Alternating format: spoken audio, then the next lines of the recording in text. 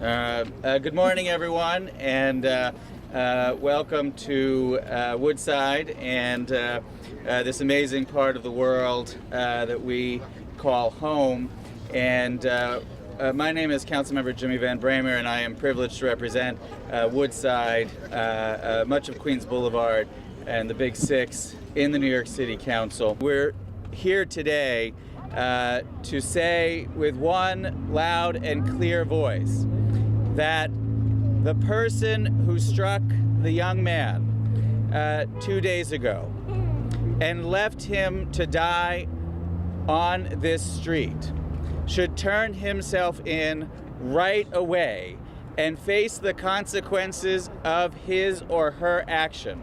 Because what this person did is leave a young man to die when that person could have stopped, called the police, called 311, and that call could have been the difference between life and death. The young man is currently in the hospital, clinging to life, in critical condition, fighting for his life. But we will never know if the police had gotten there sooner, if the emergency services had gotten there sooner, if his fight for life could have been simpler and his recovery could have been achieved. We won't know that. We won't know if this young man will live or die, possibly for some time. But the person who hit that person at 1:30 in the morning right here on this stretch didn't care enough and left that person to die. We can't have that happen in this city. It is one of the worst things that one human being can do to another. Know that something you did caused that person to be injured and possibly die, and you leave them in the street with no help and with no assistance to simply go it alone and wait for someone else to see that person lying on the street. That person then is good enough to call 311 and then help arrives. So this is an outrage. We as a community, as Woodsiders, as folks who live in Queens and New York City are outraged. And somewhere out there is a person who should have a very guilty conscience and who should know that there could be murder in their future. And they should come to us and say, I did this. Maybe I didn't mean it. Maybe I should have stayed, but now I'm coming forward to tell you who I am. That person needs to do that right away for decency's sake, and it's the law. And we just passed a bill in the City Council 2 weeks ago. It takes effect on December 29th. It was a bill that I authored, and I'm proud to have authored, because we've had numerous instances in this district alone.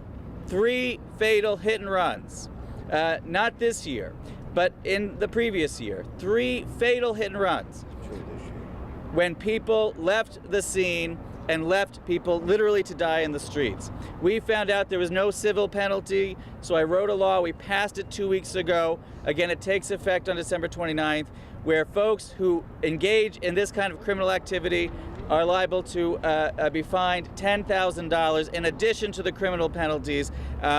People need to know that this is not acceptable behavior. It is a crime, and the NYPD and the community will speak out forcefully and track these people down. They have to be caught, they have to be brought to justice, and other people have to learn the lesson that if you hit somebody, you have to stop. You have to stop no matter how serious you think that is. Whether it's a fender bender or someone is lying in the street injured, you must stop. That is the law, and if you don't, you will be brought to justice. So we are calling on everyone and anyone in the city of New York. If you come into contact with somebody who has information about this case, because sometimes people talk, maybe the person out there is going to tell a friend or a family member that they did this. Maybe they have a guilty conscience, maybe they don't. But we have to ask the public to not fly as often, apparently. We have to ask the public to come forward with any information about this case and call the authorities and make sure that this person is brought to justice. Accidents are horrible and terribly unfortunate. What isn't unfortunate are people who leave the scene of an accident. It is horrible, it is criminal, and we need to protect ourselves against that. Our hearts and prayers go out to this person and hope for his recovery. Thank you. We have a growing crowd here. I have stood with a council member over the last year at locations all over his district, pleading with hit-and-run drivers to turn themselves in. At least 3 hit-and-run drivers are still out there, hopefully feeling guilty. Somebody knows them, somebody sees the damage on their car, and they need to turn themselves in and stop letting these family members and communities suffer while they go about their business, potentially endangering other people. We have a big group here today that doesn't make me happy, but the people, you can ask anyone in this crowd why they're here, and in 10 minutes you can find at least 5 people who have witnessed another accident on Queens Boulevard. It's far too many.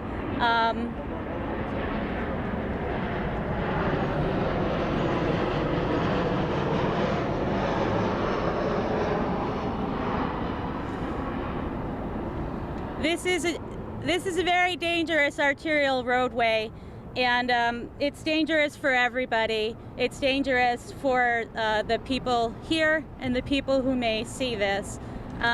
Look about at our children, our seniors, and our neighbors, and hope that they're protected. And though the DOT is doing everything they can do, and a groundswell of some community support is behind us, when drivers continue to drive, we're never going to be safe. We're never going to feel secure on our streets. These children can be in the crosswalk with their teachers. They're still not safe on our streets. At this point, I would love to call on our public advocate to please step up and make a stand. If anybody needs a public advocate in New York City, it's a critically ill patient who's the person who injured them is still on the street. It's the family members of somebody who's died, and they have no idea what to do in these situations.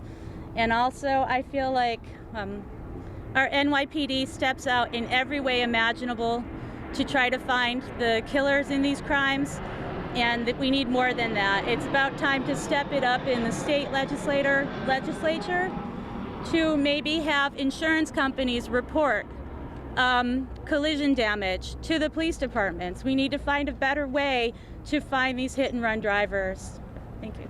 Can we get your name, sir? Christina Furlong. Make Queens safer. Can you spell it, please? F as in Frank, U-R-L-O-N-G.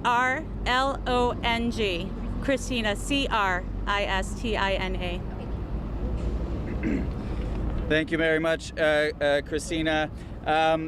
Everybody here knows that at various times Queens Boulevard has been referred to as the Boulevard of Death. But the truth is, Queens Boulevard is surrounded by life.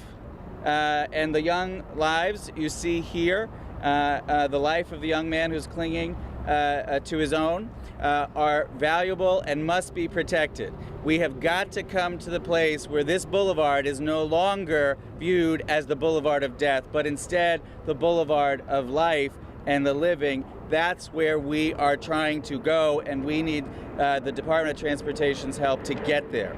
I do want to say, after speaking with the NYPD, the young man who is in the hospital is believed to be Hispanic, in his 20s or 30s, in very critical condition, and at this point is unidentified, and is in the hospital as a John Doe.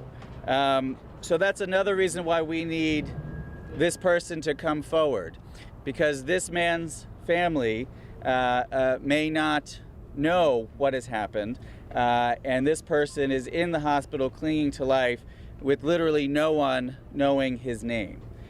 So we need the person or the people who have any knowledge about what happened 2 nights ago to come forward, so this man can have dignity dignity in the hospital as he clings to life, and ultimately we get justice here. So I want to ask next to speak Denise Kean Smith, who's a member of Community Board 2. She's a resident of the Big Six Towers across the street, and someone with whom we work very closely with. So Denise Kean Smith, would you say a few words? Thank you, Jimmy. We're here today to support the victim of this horrible, horrible accident. We're praying for his recovery. We're praying for his family. Enough is enough. This has been going on for far too long, and we're thankful that the City Council recently passed legislation that this person could potentially be responsible for his actions. Please, if you're out there, turn yourself in. We cannot tolerate this. This is a community, and we're tired of it. Thank you. Sorry. Thank you very much, Denise. Elizabeth O'Hara is the director of Towers Play and Learn. She is charged with her staff of protecting the well-being of all these terrific young people who are with us today, and the children of this wonderful learning institution also joined us when we called for stop signs and traffic calming measures on 47th Avenue here several months ago. So I want to thank Elizabeth for her work, and of course the children who are here today to remind us what this is all about. So Elizabeth, if you would say a few words, that would be great, and you could also do a little thing in Spanish if you want afterwards. Oh, okay. Because Okay. is here. Okay. Hello, I'm Elizabeth O'Hara.